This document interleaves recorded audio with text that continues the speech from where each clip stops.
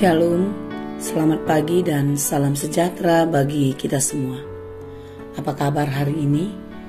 Doa dan harapan saya, saudara sekalian selalu di dalam pengharapan dan terus percaya hanya kepada Tuhan. Sebelum kita memulai aktivitas pada hari ini, marilah kita merenungkan firman Tuhan yang menjadi kekuatan dan sumber hikmat bagi kita. Marilah kita berdoa. Kami bersyukur kepadamu Tuhan atas segala kasih dan rahmat-Mu menyertai hidup kami. Tuhan memberikan kami nafas kehidupan pada hari ini untuk kami dapat melanjutkan kehidupan yang daripada-Mu. Kuatkan dan mampukan kami menjalani hari-hari kami di dalam ketaatan dan kesetiaan kepada Tuhan. Dan biarlah firman yang akan kami dengarkan selalu menjadi sumber hikmat, kekuatan, dan pengetahuan bagi kami untuk menjalani kehidupan ini. Sehingga apapun yang kami kerjakan, Tuhan berkenan dan memberkati.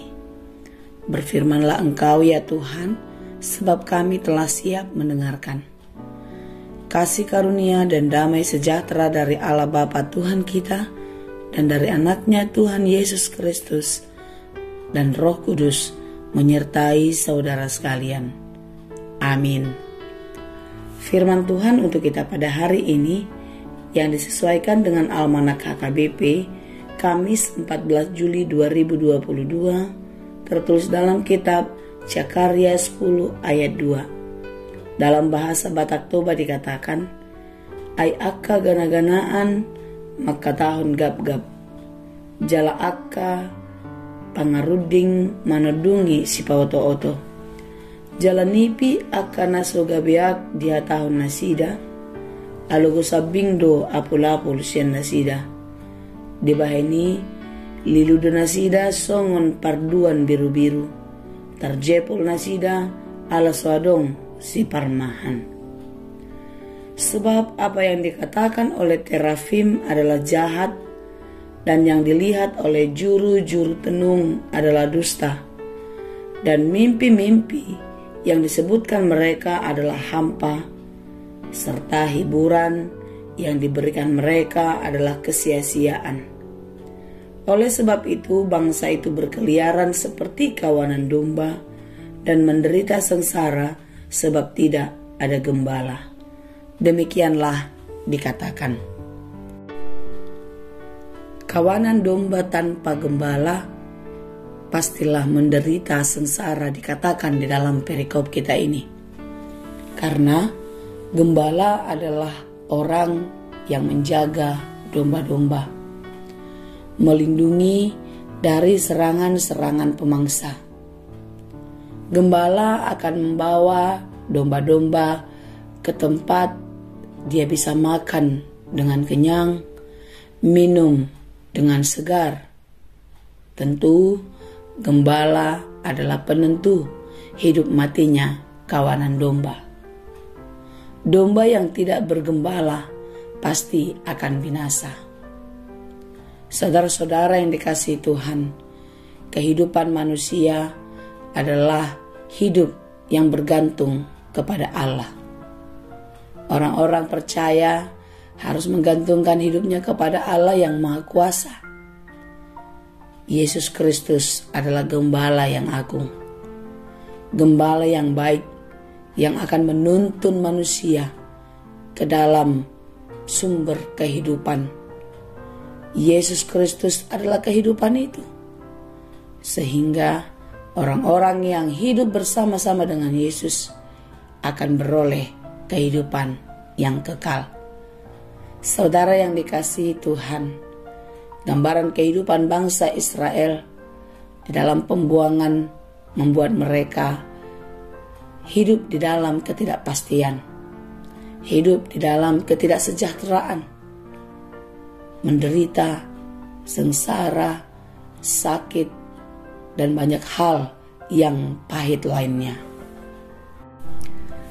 Kitab Zakarya ini secara keseluruhan adalah Nabi Zakarya untuk bangsa Israel berubah. Mereka bertobat dari jalan kegelapan, melihat jalan terang di dalam Tuhan. Mereka bertobat, menjauhkan sifat-sifat lama yang memberontak kepada Tuhan. Seperti nenek moyang mereka yang selalu berpaling dari jalan kebenaran Tuhan. Tuhan mau bangsa ini kembali kepada jalan kebenaran, berbalik dari tingkah laku yang buruk, dari perbuatan yang jahat. Tetapi memang warisan dosa yang sudah diberikan oleh nenek moyang sangat sulit lekang dari kehidupan bangsa Israel. Zakaria adalah nabi yang sangat keras menyerukan pertobatan ini, agar bangsa ini selamat, agar bangsa ini beroleh kelepasan. Pembuangan di Babel tidak membuat mereka sadar atas dosa-dosa yang sudah mereka perbuat selama ini, atas dosa nenek moyang yang sudah mereka lakukan di dalam kehidupannya terhadap Tuhan. Saudara-saudara yang dikasihi Tuhan, bangsa ini sangatlah dekil, bangsa yang tidak percaya sepenuhnya kepada Tuhan. Mereka mengatakan percaya kepada Tuhan ketika mereka melihat apa yang dikerjakan Tuhan nyata di dalam kehidupannya. Tetapi ketika mereka diperhadapkan dengan banyaknya kesulitan, pergumulan, mereka kembali meninggalkan Tuhan, mencari-cari Allah lain, mencari-cari kekuatan, mencari-cari jawaban dari dunia lain. Mereka percaya kepada berhala, kepada dewa-dewa palsu yang mereka anggap boleh menjadi pelindung mereka di dalam menghadapi segala penderitaan, di dalam melepaskan mereka dari berbagai-bagai penindasan. Saudara-saudara yang dikasihi Tuhan, mungkin gambaran kehidupan bangsa Israel tidak jauh berbeda dari kehidupan kita di zaman sekarang. Ketika kita menghadapi kesulitan, ketika kita menghadapi beban berat di dalam hidup ini, kita sering sekali melupakan Tuhan. Kita sering sekali berputus asa, seolah-olah Tuhan tidak bekerja, seolah-olah Tuhan tidak peduli, tidak melihat dan memperhatikan kita. Kita seperti anak tiri yang ditinggalkan. Tetapi sesungguhnya saudaraku, di saat kita sedang bergumul, di saat kita sedang menghadapi berbagai-bagai pergumulan, Tuhan sedang membentuk kita, Tuhan sedang memegang kita, dan Dia pasti akan memulihkan kita. Asallah kita selalu percaya kepadanya, mengandalkan dan menyandarkan kehidupan kita hanya kepadanya, bergantung sepenuhnya hanya ke dalam tangan Tuhan. Seperti domba yang selalu bergantung kepada gembalanya. Tuhan adalah sumber kehidupan kita. Tuhan adalah sumber kekuatan kita. Dialah yang akan menolong dan menyelamatkan kita. Tentu nasihat yang disampaikan di dalam firman Tuhan pagi ini bukan hanya bagi bangsa Israel kala itu, dan juga nasihat bagi kita orang-orang yang hidup di masa kini. Apa yang dikatakan oleh terafim adalah jahat, dan yang dilihat oleh juru-juru tenung adalah dusta. Apa yang dikatakan oleh dunia ini, apa yang dikatakan oleh kekuatan-kekuatan yang datang di luar dari Tuhan adalah dusta, adalah jahat yang membawa kita kepada kebinasaan. Tentu janganlah kita mengandalkan harapan kita, janganlah kita percaya kepada apapun yang datang dari dunia ini. Saudara-saudara yang dikasihi Tuhan, itu adalah sesuatu yang hampa, itu adalah sesuatu hiburan yang sementara, yang sia-sia, yang akan membinasakan kita. Oleh karena itu, saudaraku yang dikasihi Tuhan, teruslah percaya dan berharap kepada Tuhan saja. Apapun yang terjadi dalam kehidupan kita, percaya saja kepada Tuhan. Jangan andalkan pikiran dan kekuatanmu, apalagi mengandalkan dunia ini. Dunia ini boleh saja menolong kita. Orang-orang yang ada di sekitar kita boleh saja menghibur dan menguatkan kita. Tetapi ingatlah, semua itu adalah sementara. Yang kekal adalah yang datangnya dari surga, yaitu kekuatan, penghiburan, pertolongan daripada Tuhan kita. Andalkanlah Dia, serahkan seluruh kehidupanmu kepadanya.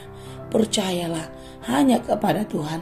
Biarlah Tuhan yang menolong dan menyelamatkan. Tanpa Tuhan, kita akan binasa. Tuhan Yesus memberkati. Amin. Terima kasih Tuhan untuk firman-Mu. Ajari kami untuk tetap kuat percaya kepadamu, setia di dalam iman kepada Tuhan. Apapun yang terjadi, Engkaulah kekuatan dan pertolongan kami. Karena itu kami serahkan seluruh kehidupan kami ke dalam tangan-Mu. Kiranya Tuhan memberkati. Terima kasih Bapa. Hanya di dalam Yesus kami berdoa. Anugerah Tuhan kita Yesus Kristus, kasih karunia Allah Bapa, dan persekutuan Roh Kudus, itulah kiranya yang menyertai dan memberkati kamu sekalian. Amin.